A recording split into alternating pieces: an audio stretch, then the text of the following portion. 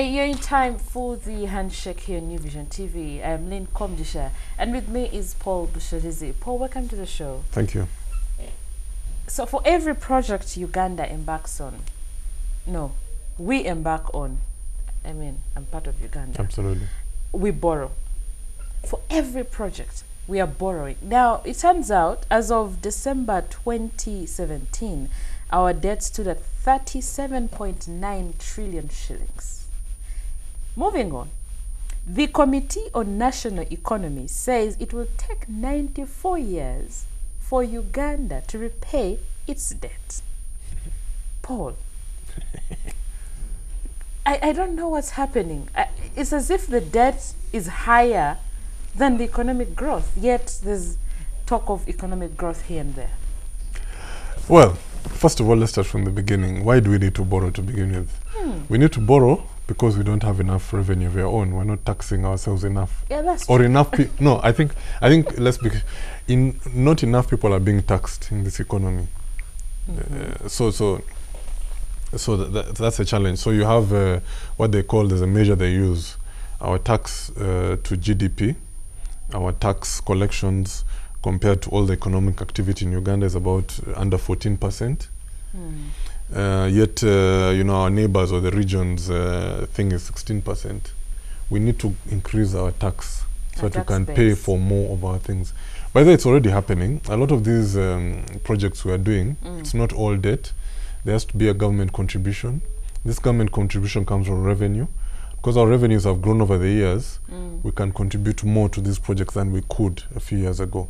So there's progress in that direction. So that's why we're borrowing, because we don't collect enough, enough revenue. Our tax burden, rather our debt burden. Yeah, well, that's well, and now that's interesting, and I think the MPs either they are being disingenuous or they don't know what they're talking about. They are comparing. You see, all these projects we're doing. So, for example, let's just use the Ginger Expressway when we did.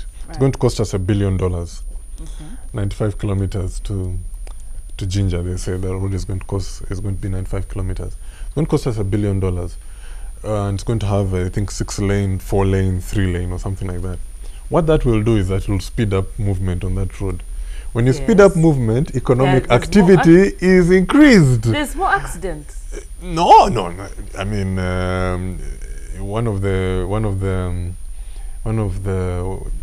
improved roads in this country is Kampala and Entebbe Road, not the expressway. I'm just talking about Kampala and Entebbe Road. And just by putting that barrier in between both sides, there are less accidents on Entebbe Road. Do you have accidents on Entebbe Road?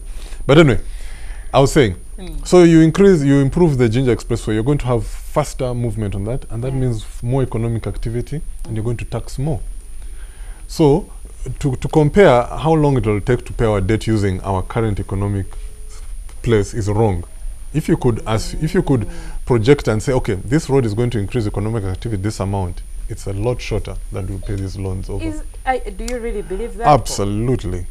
I see it all over the place. I mean, in my little village here in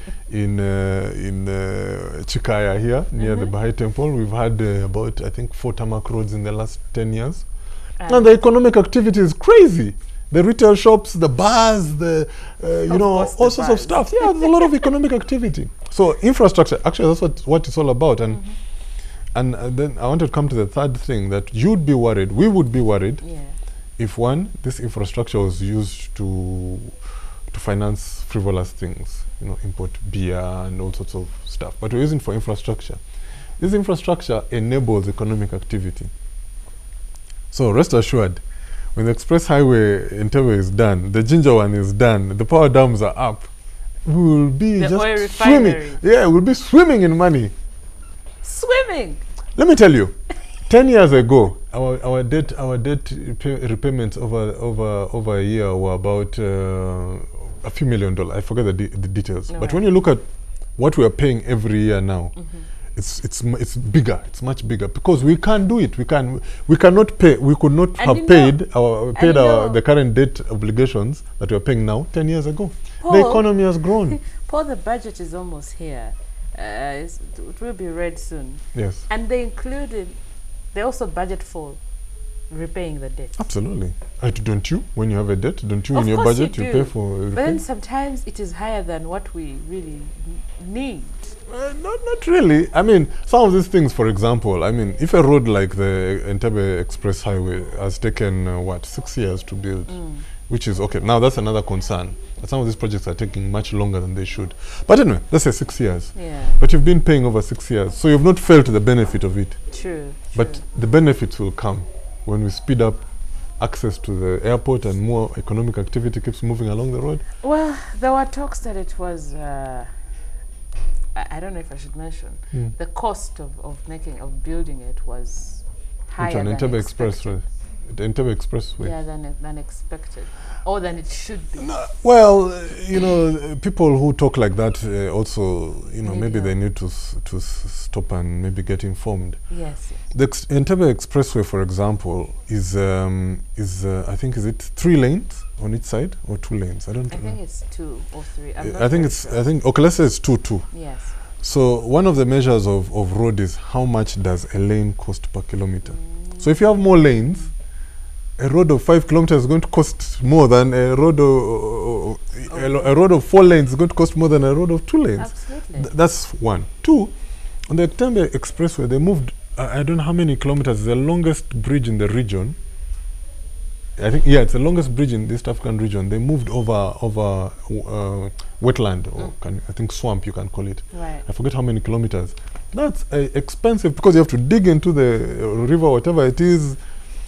I mean, I know. Look, we were in Uganda. Some things go wrong, but let's not. Let's also appreciate. Yeah, let's appreciate the difficulty. Absolutely. Uganda is not an easy place to build stuff Right. in. Okay, so we shouldn't worry about the debt rising. It should actually encourage us to. We should harder. worry. We should be concerned, not worry. We should be Okay. concerned what the debt is going to. If we have debt going to buying sofa sets and booze and what, then we worry. Cars. But if the debt is, and cars, Yeah. if the debt is going towards building the infrastructure, which we are very deficient in, by the way, Absolutely. we are really playing catch up. The 10 years, about the 20 years, the 70s and the 80s, no new infrastructure was built. Yeah. But the population was growing anyway, regardless of the bad times. Yes. So we should be more concerned about what is the debt going towards. Than I think it will sort itself out. Absolutely. Well, that's really good news. I was kind of worried. 94 years, man, I'll be long dead. My kids will be paying the. But Paul has dismissed all that. Your grandkids. Thank you so much. You're welcome.